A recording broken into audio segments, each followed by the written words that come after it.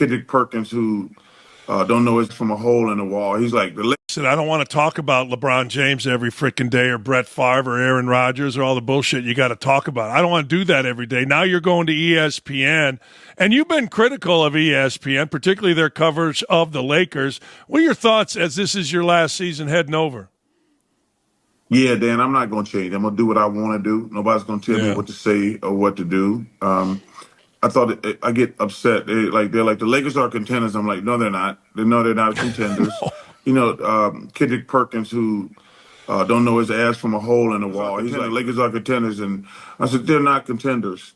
And clearly, if you lose in the first round, you're not a contender.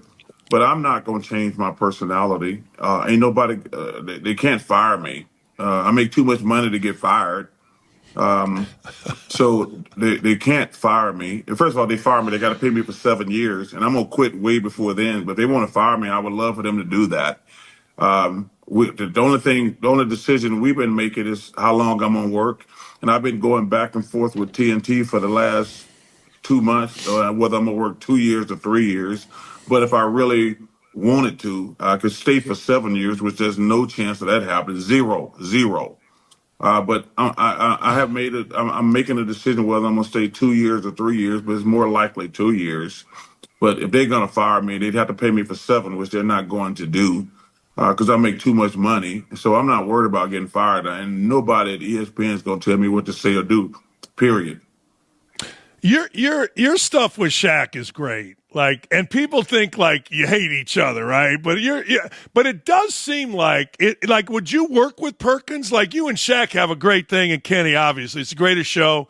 It ain't even close. ESPN shows have sucked for years, and Yeah. will you work with Perkins and Stephen A. and all those guys? Is that how it's set up? How's it set up for you guys? Well, that's one thing that's been very interesting and frustrating for me. We actually don't have any idea this thing gonna work. We have no idea how much we're gonna work. We don't know who we're gonna work with. So that's to be honest with you, that's actually been one of the most frustrating things, and one of the reasons I hesitate to sign off on a deal. We've been fighting behind closed doors. I'm like, I'm not taking no job, and I know how. Number one, the most important thing is how much I'm going to work. That's been my biggest gripe, to be honest with you. Like, well, how much am I going to work? I mean, the notion that I'm gonna work more as I get older, that's just not gonna happen. And like I say, I think I'm gonna stick it out for 2 more years. They're trying to talk me into 3 more years. I'm like, right now, I'm gonna give you guys 2 years. That's the best I can do because my biggest concern, I'm not even worried about ESPN or anybody like that. I'm worried about the people here at Turner. I want to make sure Yeah. they got a job. That was my only concern because this was supposed to be my last year. And I didn't think we were stupid enough to lose the NBA contract. It would have been a smooth transition for me to walk away at the end of the year. The only reason I'm hanging around is to make sure the people who I love and work with for the last 25 years got a job. That's the only reason. And it has nothing to do with ESPN or TNT. I just want to make sure the people I work with got a job. Like I say, I originally thought, I didn't know the people I worked for here at Turner were so stupid that they were going to lose the NBA. Because, like I say, I was going to pass the torch to Vince Carter or Jamal Crawford, two amazing guys. So I thought this was going to be it for me, Dan, to be honest with you. And then when they screwed up and lost the NBA deal, I was like, oh, how do I keep these people employed? And they came up with this thing with ESPN. And now I'm just trying to decide either I'm going to stay here 2 years or 3 years. Hey, I want to go on the court with the NBA. Is where's Kevin Durant and his legacy? Is he being tarnished? Where are you at with him? You mentioned your top seven guys. Where are you at with what's happened recently with Durant, with the Suns, and of course with Brooklyn? Yeah, Kevin's a great player.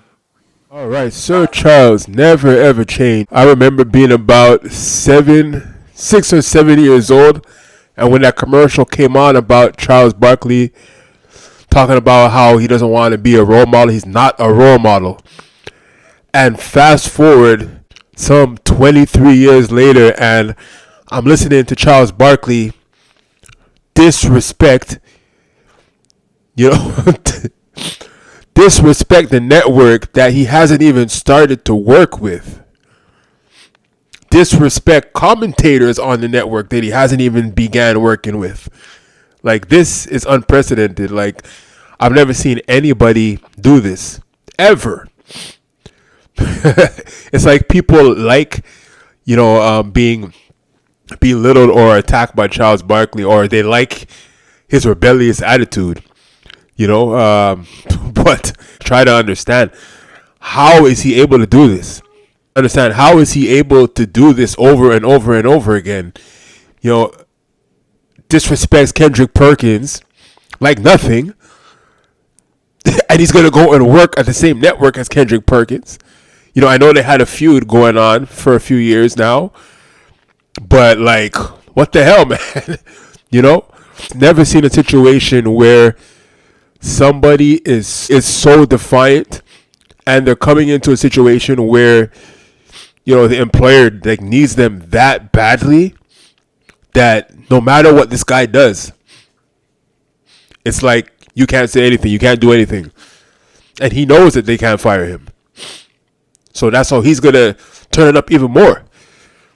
I don't remember Shaq actually cursing on national TV a few months ago. Like, this TNT cast is really doing, the most. They're doing things that nobody has ever done before on television, ever. And I think that is really the attraction at this point. It's not even the analysis, because these guys, sometimes they don't even know the players. Sometimes they don't even know who's playing. They don't know who's coaching. They don't know a number of things about the game. But you're more tuning in to like see the WWE style, of talking that comes from them. Well, I guess it's 2025 anyway. That's what attracts us to anything. Just gonna be interesting to see how the feud with Charles Barkley and Kendrick Perkins plays out.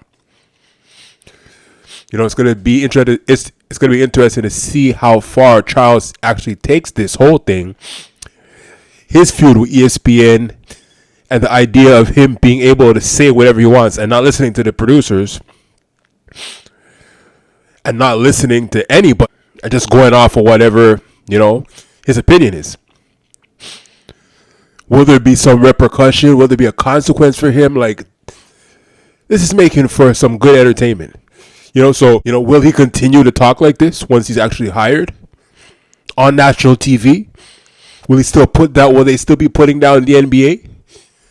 Let's see. Like, it's interesting in itself without even the game. So, that's about it. So, until next time.